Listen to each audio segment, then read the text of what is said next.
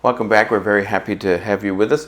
We are continuing our gospel reflections now. We're going into the 18th week, is that right? I keep thinking I'm off a week, but I don't know why that is. So 18th week in order time, still Luke? Okay, good. That didn't change, the year didn't change on me while I wasn't paying attention. So Jennifer's going to read from Luke's gospel. A reading from the Holy Gospel according to Luke. Someone in the crowd said to Jesus, "Teacher, tell my brother to share the inheritance with me." He replied to him, "Friend, who appointed me as your judge and arbitrator?" Then he said to the crowd, "Take care to guard against all greed, for though one may be rich, one's life does not consist of possessions." Then he told them a parable. There was a rich man whose land produced a bountiful harvest. He asked himself, "What shall I do, for I do not have space to store my harvest?" And he said, "This is what I shall do. I shall tear down my barns and build larger ones. There I shall store all my grain and other goods, and I shall say to myself, 'Now, as for you, you have so many good things stored up for many years. Rest, eat, drink, be merry.' But God said to him, 'You fool, this night your life will be demanded of you, and the things you have prepared, to whom will they belong? Thus will it be for all who store up treasure for themselves, but are not rich in what matters to God.'" The Gospel of the Lord. Praise to you, Lord Jesus Christ. We had a priest who lived with us and who died in the last couple of years, who was a wonderful wealth of information. You all know who I'm talking about, right? And he told me this word fool is a problematic word. He was a great theologian himself, God rest his soul. And Aquinas, according to him, even wrote that he regretted using the word in any time that's happened. I don't know when in his writing he did, but he regretted it.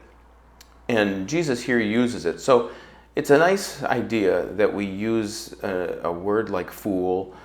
We know that Paul uses the word idiot and stupid in reference to people. And I always have to remind everybody, I said, well, St. Paul starts that reading this week with the phrase that we tell children never to use. But those are strong ways of saying something. So the word fool, idiot, stupid, we're not words we use. And from this teaching of this theologian friend of mine, we have this understanding that even Aquinas may have regretted the use of that word. It's a wonderful thing in that itself to be very careful with how we use an insult like that or describe what we mean. But then we have Jesus using it himself here in his parable. "You fool, tonight your life will be demanded of you." And it's very important for us to note what warranted in his parable the use of such a word, because it is such a strong word. And I just say that so that you don't use it, because fool seems to our way of thinking is a very benign kind of a gentle way of saying something. It's not as strong as even those other two words, and Lord knows the way we talk to each other nowadays, we could be much, much worse. But this is a very strong word to use, and it's worthy of us examining that for just a few moments.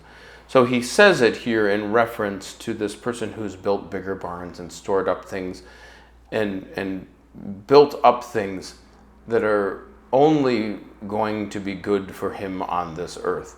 So you build the bigger barns, and that your life is demanded of you, you fool.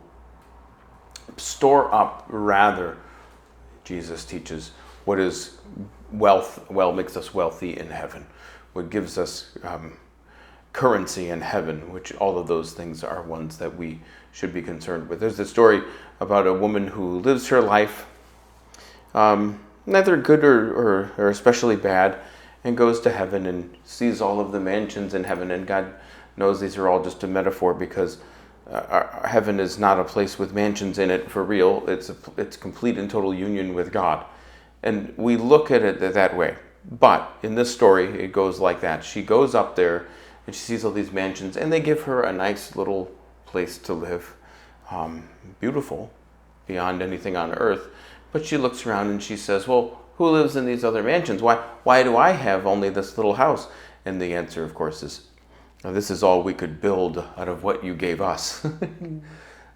So the idea of that very simple, non-perfect story is that when we build, what we spend on this earth to build up and to give and to be generous to the other is what makes us wealthy in heaven, what we spend. It doesn't say any slam against the rich. It doesn't mean anything like that. But the most important thing that a wealthy person, and I'm not even talking about wealthy in terms of money, but a person who has many gifts and everything, a most important thing is to generously use them. And that is what we're being told to do in this reading. Your good things that you have stored up in your barn, good for you. But what good are they doing for the good of the other? Are they building up? There's another story, and I think I put it in the bulletin article about, and this is actually a true story. It sounds like a parable that I write it as I write it in the story, but I can't remember exactly where I heard it, but it was in the last couple of years. And it was a man who, it was either in Syria or the Middle East somewhere, where they were having all kinds of trouble. And he was giving away, he owned a store, and he was giving away everything. And he was saying, I'm getting paid for this, but I'm saying to people, can you bring me $2? You owe me $4. Can you give me $2 today and $2 next week? Can you give me half price for that? And letting people just take everything basically out of the store. And they asked him, they said, well, if you keep doing this, you're going to end up just as poor as those people are. And he was saying, I would be honored to join them. And what an astonishing thing to say. It would be my honor to join them. And also, it's right from the parables, was those people will repay him because he was good to them, and that he will find that people will likely be more likely in return to be good. If he had pinched every penny and really worked them over, and he had still found himself poor with them, would he have been with them? Would he have been against them? People would have rejected him. But he built up currency that was not only the wealth, the monetary. He was like, no, I can afford to help people now. And when I'm not able, I'll be with them. I'll be poor with them, and that's fine. That is an unbelievably wonderful way of thinking about this parable. So we remember that kind of a thing today. In all things, pastors ought to, and it's on our mind, we ought to be encouraging people to be generous. Whether it's with your time, talent, treasure, you've heard those before, the stewardship buzzwords. But it's true. It doesn't matter to me what you're giving me as long as you're giving to the people in your life. It doesn't even matter if you're giving it to the parish.